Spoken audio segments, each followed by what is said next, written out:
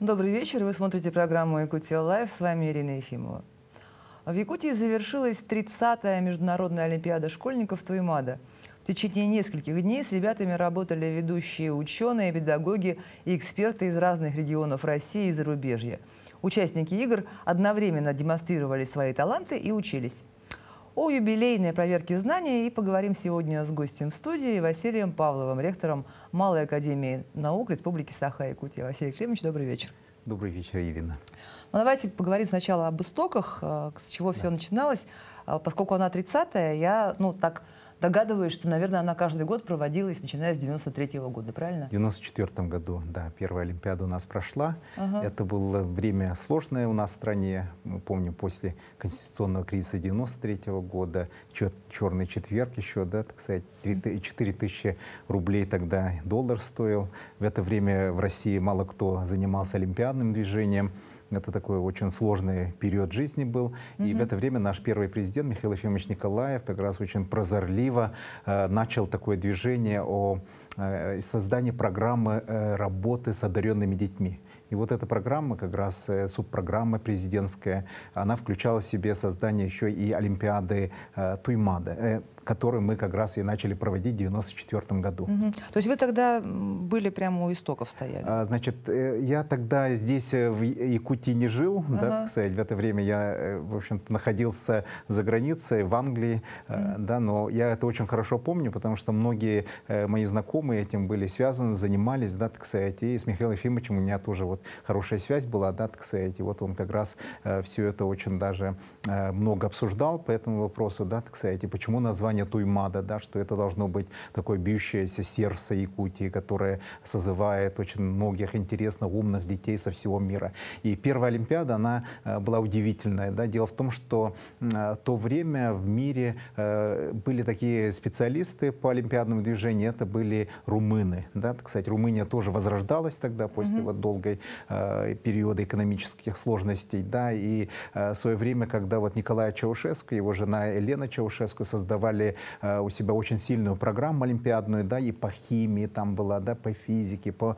математике, как раз наши вот эти партнеры первые оказались румыны, которые помогли как раз вот созданием нашей Олимпиады Туймада, да, и первая Олимпиада прошла с участием команды из Томска, румынских школ и наших друзей из штата Аляска, города Фербанкс. То есть она сразу была международной? Она уже стала сразу международной. Это было невероятным событием в то время, потому что она комплексная Олимпиада. Никогда еще в истории России, ну, Советского Союза еще не было такого, чтобы Олимпиада одновременно проводилась по нескольким направлениям. Да? Получается, у нас и физика, математика, химия и информатика. Информатика очень даже хорошо это воспринятая тема, потому что это то время абсолютно новое направление, да, и как раз мы, значит, взялись за это, да, и это сделано было очень разумно, и сейчас мы как раз... То есть, может быть, то, что сейчас Якутия у нас такой IT-регион, в чем-то благодаря... Естественно, да, но это сложная вещь, да, IT-направление, это постоянно работа, это на самом-то деле такое современное ремесло, где дети, вот если они начинают с очень раннего возраста, и тогда и польза очевидная становится, потому что когда вы занимаетесь программированием, естественно, много надо работать. И самое важное то, что вы всегда ошибаетесь, и много раз надо повторять. И это очень полезно для наших детей, чтобы они могли создать свою дисциплину, добиться очень важных результатов системной работы. И вот я считаю, что программирование — это один из таких хороших элементов для такой... То есть если сначала в организации участвовали, значит, получается, вы говорите, румыны, то вот с какого года Малая академия наук стала организатором? Да, это, значит, мы с 2014 года начали организовывать эту Олимпиаду. До этого все наши специалисты работали, естественно, с данной Олимпиадой. Но Малая академия наук, она в свое время была создана в 1999 году в виде форума, физико-математического форума «Ленский край». Это тоже очень такое пионерское дело, да, такое совершенно новое и абсолютно такое, скажем так, новаторское событие в Российской Федерации было, да, и 99-го года сразу вот подготовка олимпиадного движения началась у нас. И поэтому Туймаада — это, естественно, наш спутник, это основное мероприятие, с которым мы связаны, как и организация, и то, что Малая академия наук начала заниматься как организатор, самый основной данной олимпиады, это является вопросом таким естественным.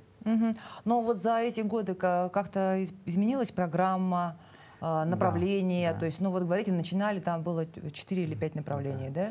Ну, всегда 4 направления, потому что это основополагающиеся фундаментальные направления развития науки. И нам очень важно, чтобы эти направления у нас были, чтобы мы развивали каждый год, углубляли. Да, так сказать. Дело в том, что любая олимпиада, это очень трудно вот создать олимпиаду на, как говорится, с нуля.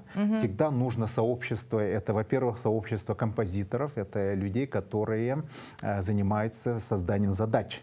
Композиторы называются? Да, называется композиторы задач, да. И это очень уникальная группа людей, их очень трудно найти, в мире их не так много, и наша Олимпиада Туймаада смогла собрать самых лучших в мире, скажем, композиторов по олимпиадам. Они создают свои креативные олимпиады, абсолютно такие интересные.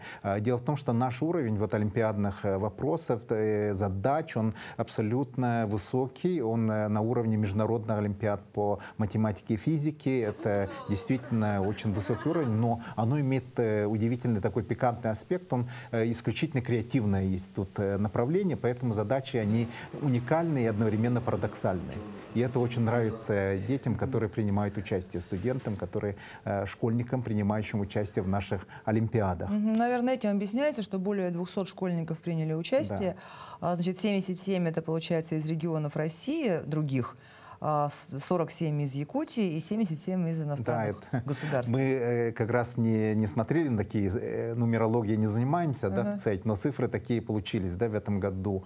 Ну, что самое интересное, все время у нас это была очная олимпиада, и мы ограничены, естественно, числом мест, да, проживания и прочее, чтобы мы не можем так увеличивать, да, число наших участников, поэтому она такая бутиковая олимпиада на самом-то деле. Да, но вместе с тем, благодаря вот современным технологиям, такая, скажем, камерная, да, и получается, благодаря вот этой новой технологии, прокторинг, да, это онлайн, у нас много онлайн участников сейчас, да. На самом-то деле она может быть еще больше, но мы ограничили, потому что у нас просто бы не хватило сил заниматься прокторингом, то есть наблюдать за тем, как работают дети, чтобы не было читинга, не было обмана и прочее. Это очень сложная задача. А сколько из этих вот 200 было очно? Значит, очно было очень много, да, так сказать, только 67 они были, извиняюсь, очно были 67, остальные были заочно. Вот то, что мы смогли как раз в этот раз и сделать, да. Но я так понимаю, что иностранные государства-участники, они в основном заочно, да? Они все были заочно.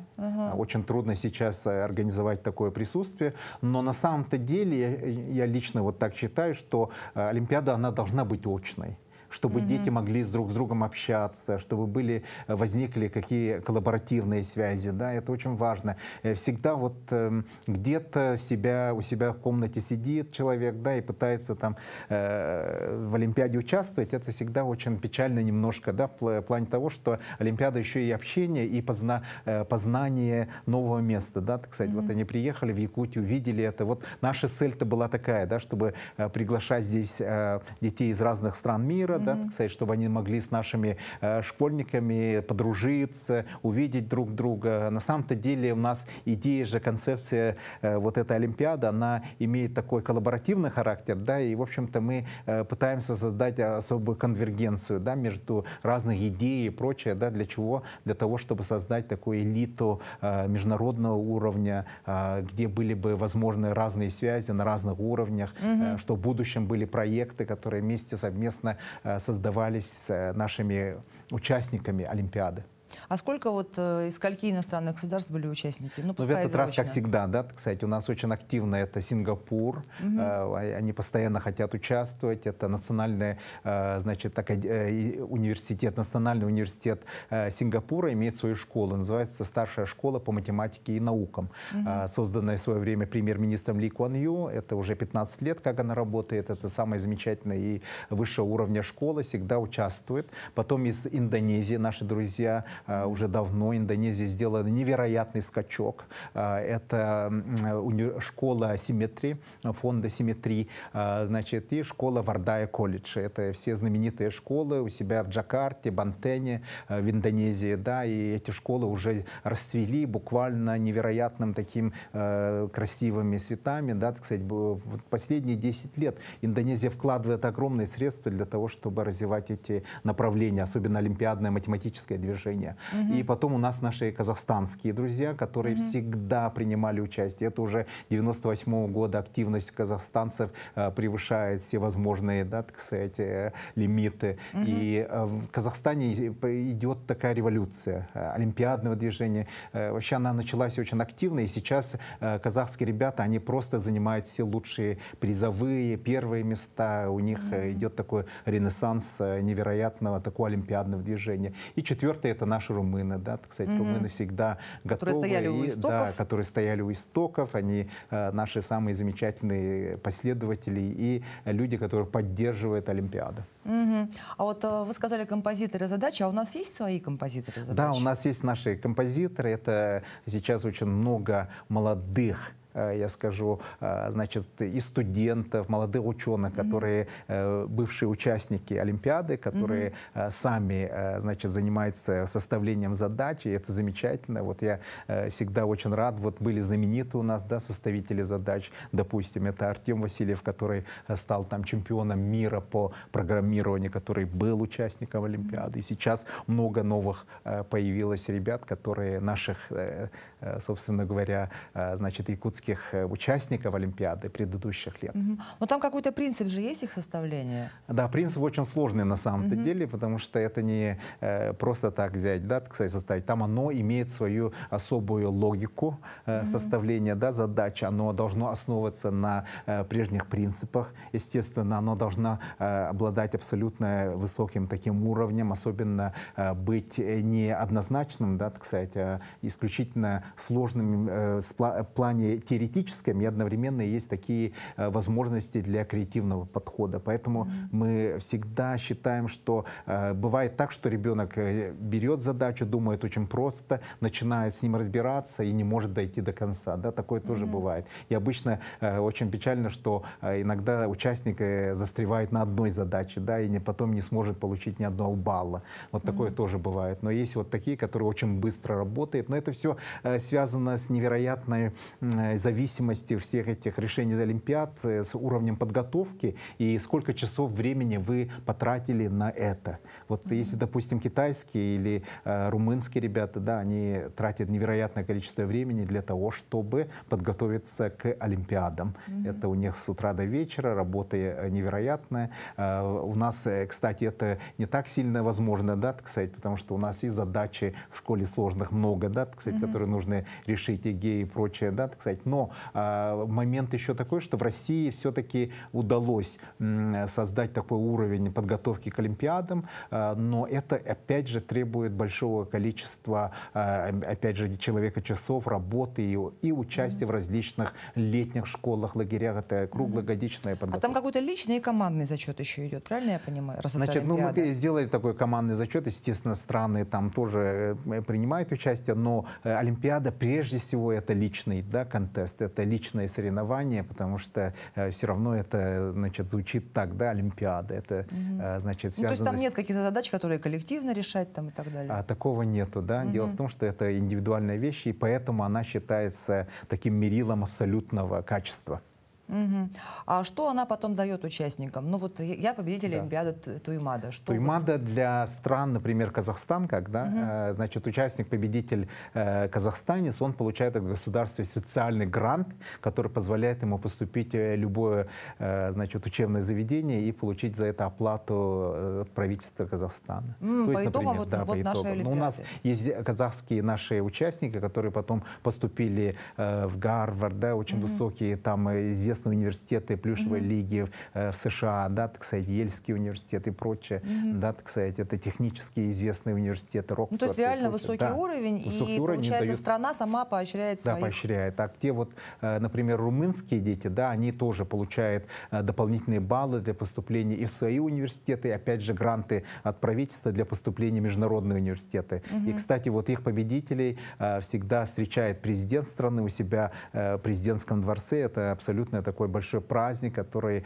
транслируется по национальному телевидению. Ничего себе. Да. А наши участники что получают? Наши участники получают, естественно, баллы от нашего университета, но Олимпиада, она не перечневая, потому что она летом проводится, да, и, значит, идея, конечно, у нас существует, чтобы мы смогли ее сделать перечневой и сделать ее, сделать так, чтобы она вошла в список олимпиад, которые идут по Министерству просвещения, но этот вопрос очень довольно сложный, который много лет мы пытаемся решить, но пока еще мы не смогли это сделать, да, так сказать. Но только в нашей республике эта Олимпиада дает преимущество для наших участников. А для других регионов России, для значит? других регионов это чисто подготовка для хороших Олимпиад и возможность сравнить свои силы уже с лучшими ребятами из других регионов, из других стран. Как интересно, получается, в Казахстане на государственном уровне она признана, в Румынии на государственном, а у нас пока но все это впереди вот еще, как раз все впереди, у нашего государства. Понятно. А вы специальный ИСЭХ в этом году еще устроили? Да, мы устроили ИСЭХ. Дело в том, что наши же приезжают ребята, да, и всегда нужен какой-то национальный колорит. И то, что мы устроили, благо у нас рядом есть Ортодойду, красивое место для проведения ИСЭХа. Это ИСЭХ, это уже получается у нас Асоха и Джохар, да, можно сделать с детьми, да, так сказать, ритуалы якутские, которые всегда в диковинку, интересно. И потом спортивные соревнования, которые очень понравились нашим участникам. И плюс мы параллельно же проводили Science Fair, это такое уникальное тоже мероприятие, выставку достижений наших школьников, где принимало участие тоже много стран, 10 стран мира, дети принимали участие. И вот им было очень интересно принимать участие как раз совместно с нашими олимпиадниками. А вот эксперты, члены жюри, кто вот их определяет? Это сообщество, да, на самом-то деле они к нам уже прибавляются каждый раз, да, так сказать, это люди, которые были связаны с олимпиадным движением с самого начала, да, и еще добавляется, да, из предыдущих участников. Мы можем сказать самых знаменитых людей, да, так сказать, Александр Сергеевич Голованов, это наш такой основной титан, скажем так, да, олимпиадное движение из президентского физико-математического лицея Санкт-Петербурга. Он является всегда тренером сборной нашей страны, да, так сказать, вот как раз по олимпиадам международным, по математике. И мы всегда очень благодарны тем людям, которые нас поддерживают, да, так сказать, это Максим Яковлевич Протусевич, который является директором, знаменитым учителем и директором вот этой данной школы, да, президентского лицея в Санкт-Петербурге. И как раз вот они являются самыми как раз первой школой в нашей стране, которая подставляет самых лучших олимпиадников, да, по математике, физике, по всем направлениям. У них подготовка идет с 5 класса. Вот они смотрят конкретно, да, пятиклассников набирают и начинают с ними очень хорошо работать. Работа сейчас идет просто по невероятной такой акселерационной программе в Санкт-Петербурге, в Москве, Московской области, Татарстане, в Липецке, других вот регионах, да, и тут наша республика должна очень даже постараться, чтобы быть на волне вот всех этих изменений, которые идут в олимпиадном движении. Но вот сейчас уже известны результаты? Да, известно ли... естественно, известны результаты. Да, наши дети очень хорошо выступили, но надо сказать, например, да, так сказать, если мы возьмем там, например, информатику, да, так сказать, вот у нас абсолютным победителем по информатике стал Максим Крылыков. Это ребенок, который здесь учился у нас в Якутии, да, так сказать, потом показал невероятные свои успехи в Сириусе и прочее, был приглашен в школу знаменитую Летова, и потом сейчас он учится, значит, в Центре педагогического мастерства, это в Москве, специальная школа, все победители там по Собянинской программе получают невероятные, значит, возможности, там по 100 тысяч, по 300 тысяч рублей и прочее, по всей России они набирают так, и вот этот ребенок, он очень участвовал, 10-классник, и победил как раз удивительно красиво, отработал все, да, так сказать, по программированию. А наши ребята, да, так сказать, ну буквально вот Шумилин Арсен, это наши РЛИ, да, так сказать, республиканский лицей-интернат, 12 место, но это у нас считается второе место, да, по нашим, значит, дипломам, да, если по распределению дипломов. Самое замечательное вот в этом плане, да, показали себя ребята из Чурапчи.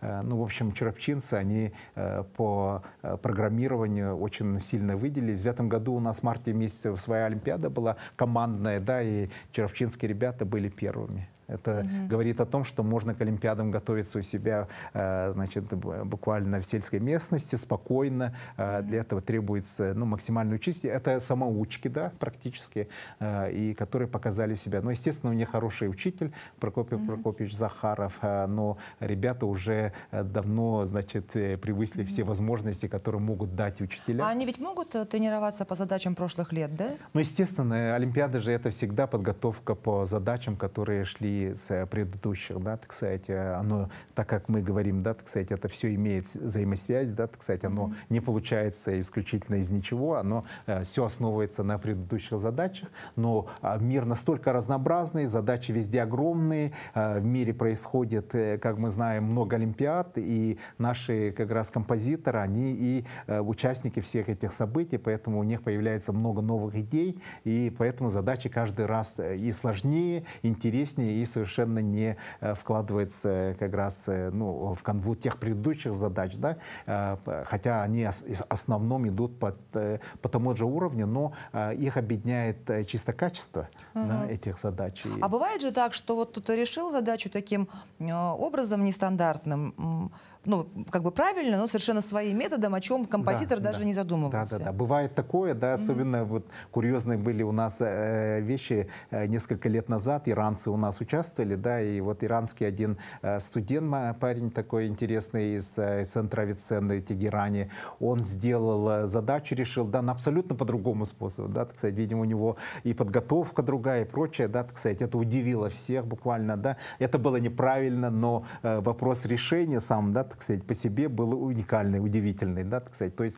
человек может, да, будучи талантливым, попытаться сделать и свой вклад, да, так сказать, в решение совершенно, скажем, в другом стиле, да, тоже такое бывает. Но в этот раз, например, у нас по химии хороший ребенок, такой студент, наш школьник, это Богдан Бурсов, он первый диплом первой степени взял, это замечательно, он сам из Сунца, Сунц это школа при нашем университете северо-восточном и федеральном, да, так сказать, и вот Бурсов, у него хорошая задачка была по экспериментальной части, особенно связанная с фотоникой, с фотонными элементами, оксида алюминия, у него вот как раз до этого были хорошие семинары, хорошие, значит, коллоквиумы, которые он принимал участие, да, поэтому это еще и помогло буквально, да, так сказать, а на самом-то деле в этом же сила университета, которая делает различные задачи вне пределов тех учебных возможностей, которые есть в обычных школах.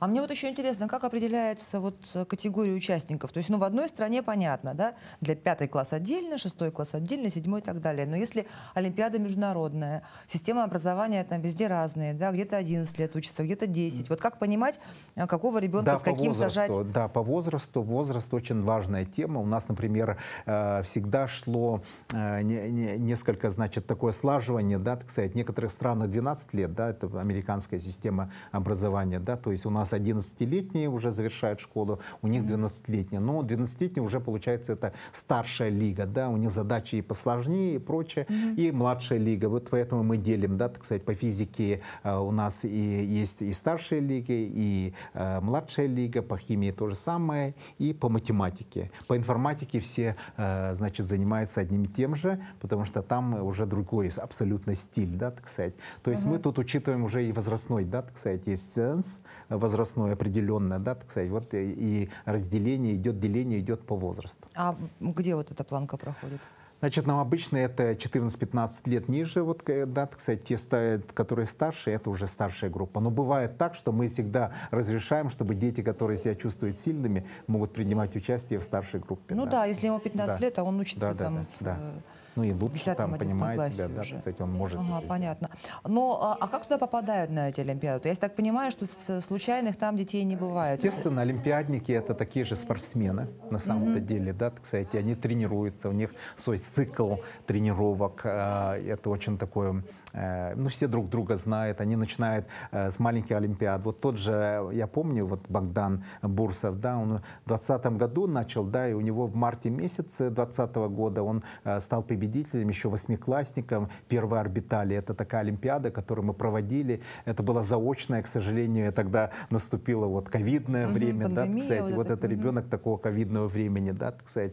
И вот он сумел показать себя, там подготовиться и прочее. И всегда в этом плане хромает, естественно, экспериментальная часть, да, так сказать, особенно вот по физике, по химии. Очень хочется, чтобы действительно у нас были возможности принимать всех этих детей очно, да, чтобы они жили, показали в себе, да, все это. И тогда было бы гораздо больше интереса для всех нас, да, и было бы очень показательно и для развития полезно.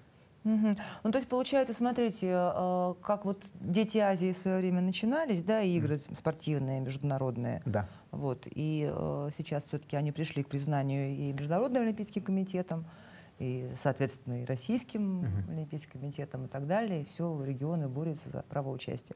То есть, по идее, я так понимаю, что по идее, которую вкладывал Михаил Ефимович, с Олимпиадой Туймаада должно было что-то подобное произойти. Но Олимпиада Туймаада. Олимпиады всегда, они, значит, связаны с тем, что, например, есть вот международные, да, такие олимпиады. Они имеют вот очередность прохождения, как большие олимпиады по разным странам. Люди это любят такое, да, так сказать. Но уникальность нашей олимпиады, она такая, чтобы мы все время могли наших ребят, значит, тестировать на очень высоком уровне. Поэтому мы проводим его ежегодно сами, да, кстати, у себя. Вот получается Олимпиада Туймаада. Это такой интересный трамплин для развития наших детей. Ага, то есть смысл в том, чтобы мы могли просто уровень подготовки наших детей постоянно измерять с мировым уровнем. Да, измерять с мировым уровнем, соотносить его. Но, естественно, это сложный процесс. Да, кстати, вы знаете, что, как говорится, и 90-е, да, кстати, и 2000-е, значит, многие учителя не смогли, значит, устоять, да, так сказать, в своем вот учительском, ну, профессии учительской, да, так сказать, ушли в другие там.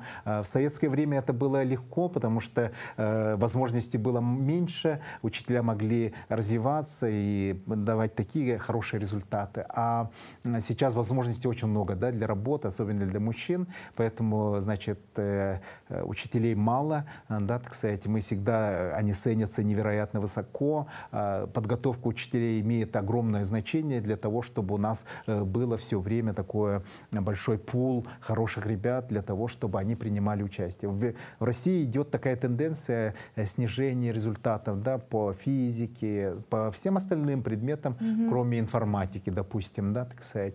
И с этим бороться нужно как раз именно вот комплексно, с учителями, это подготовка учителей, плюс уже работа с детьми с 5 классов.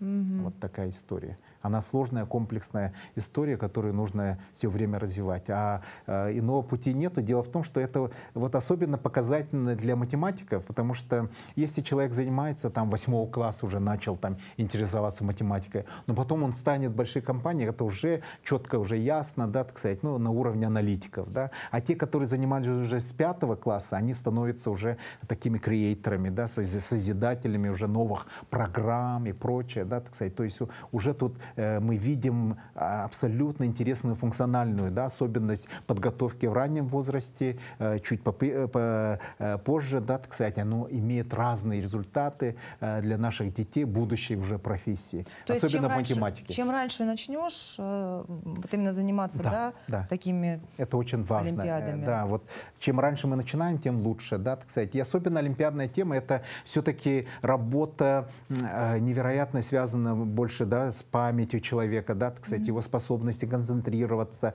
Это такая стайерская, да, так сказать, работа, да, спринты в основном, да, так сказать, конкретная задача, быстро ее решить и прочее. И самое еще важное, да, так сказать, в год получается очень много разных олимпиад и разных подготовительных школ, учебно-тренировочных сборов, в которых дети должны принимать участие. Якутия, будучи уже, значит, логистически в довольно трудном состоянии, да, нам очень сложно это сделать. Допустим, по той же информатике у нас много летом происходит событий, да, так сказать, в российском поле, да, это вот, например, ЛКШ, летняя компьютерная школа, очень знаменитая, ИТМО делает, да, так сказать, Липецке одна, да, так сказать, потом МФТИ проводит свою школу, да, так сказать, это все знаменитые школы, в которых и трудно попасть, потому что они должны уже весной набирают, фактически некоторые уже набирают там и в апреле и прочее, да, детей, они должны пройти соревнования, чтобы туда попасть, а там уже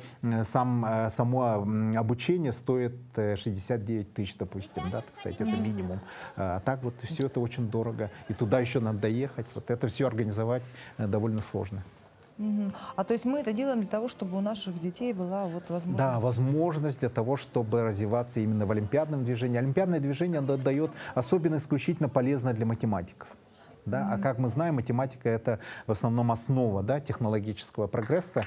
Ну и для инженерных кадров тоже важно, да, так сказать. Хотя физики, вот именно по теоретической части и прочее, олимпиадное движение не столь очевидно, да, по результатам. Как раз вот там проектная деятельность, да, программная, это всегда помогает. А насколько вот в такой олимпиаде момент удачи присутствует? Олимпиада — это, опять же, да, это такой ассоциативный процесс мышления. Чем больше человек имеет различных, значит, набранных у себя уже знаний, то он может использовать свой ассоциативный аппарат для того, чтобы находить задачи даже во всех парадоксальных, значит, задачах данных, да, так сказать, в Олимпиаде. Поэтому просто так случайности бывает, но очень редко. Олимпиада — это на самом-то деле, как ни парадоксально кажется, это, значит, процесс, исключающий, значит, случайности, да, там это все зависит от невероятной работоспособности, способности все время запоминать и способности создавать ассоциативные связи. И латеральное мышление имеет тоже огромное значение. Поэтому приятно работать с олимпиадниками, которые поступают в университеты, например, да. Для них это очень важно, потому что у них латеральная способность мышления очень высокая. Они могут спокойно найти ответ на любые вопросы. Это им легко дается.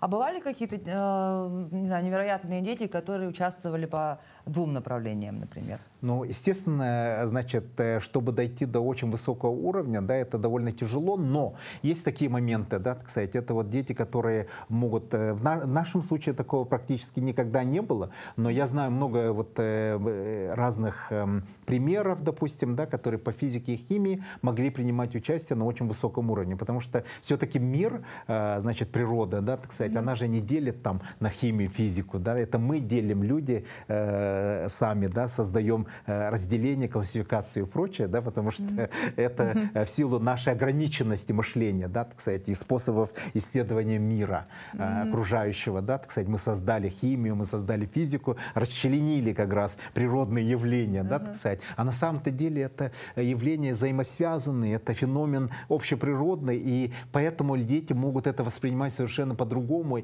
и способами физического эксперимента, и способами химических методами, да, так сказать, они могут исследовать окружающий мир, и поэтому задачки олимпиадные они могут и также решать. Вот один человек может этим заниматься, потому что он видит это комплексно. Но подготовка к Олимпиаде это всегда изучение предмета с репетитором, там отдельное что-то. Значит, всегда есть Олимпиада, это есть тренера. Да? Есть очень серьезная у нас подготовка, которая называется учебно-тренировочные сборы. Это как то есть все прям как, как у спортсменов, да, так сказать. И тут еще надо немножко, значит, и физкультурой заняться, и прочее, нагнать кровь, как говорится, да, чтобы хорошо думать. Все это, чтобы и хорошо спали, хорошо кушали, это все должно быть как раз привлечено в этот подготовительный процесс. А мы какие-то призы даем вот этим победителям?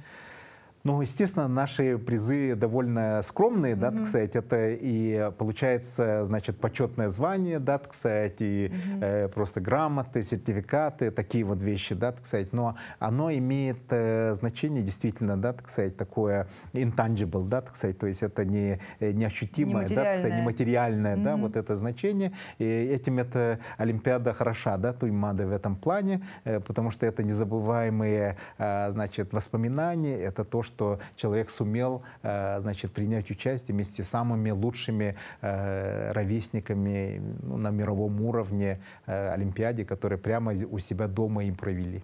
Ну вот, наверное, есть ли, интересно, в России где-то в регионах что-то подобное?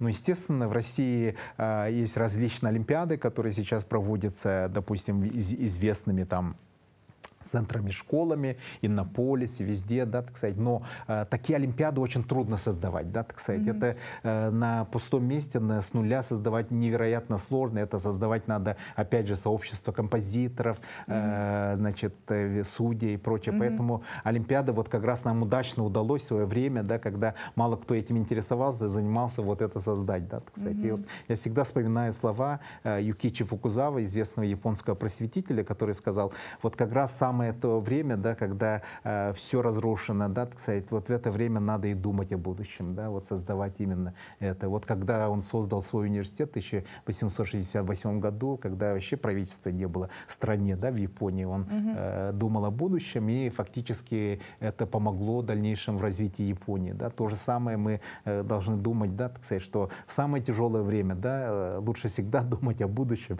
и это и есть время, когда можно создавать его. И вот прозорливость нашего руководства республики всегда заключалась в этом. Да? Самое тяжелое время, значит, наши руководители пытались создать в Якутии невероятные образцы будущего. Да? То же самое Максим Кирович Аммосова, это знаменитая его комплексная экспедиция, да? Начало научного развития в Якутии. Потому что мы живем далеко, и нам нужно обязательно быть в фронтире всех исследований, новых дел. Этим же вот дух Якутии, да, оформлен в таком виде, да, так сказать, так, исследовательского региона, который все время пытается найти новые способы развития. То есть нам нужно бежать... Да, впереди паровоза, как говорится. Впереди всех. Да, впереди всех, это очень важно. Придумывать что-то, да, создавать все это, и это очень важно. Ну что ж, на этом давайте, наверное, и закончим. Спасибо вам большое за беседу. Да. Это была программа «Якутия Лайв». Поздравляю всех призеров, победителей Олимпиады и желаю дальнейших успехов, процветания и достижения поставленных целей. Меня зовут Ирина Ефимова. Смотрите нашу программу по будням в 19:15. Расскажем, чем живет Якутия.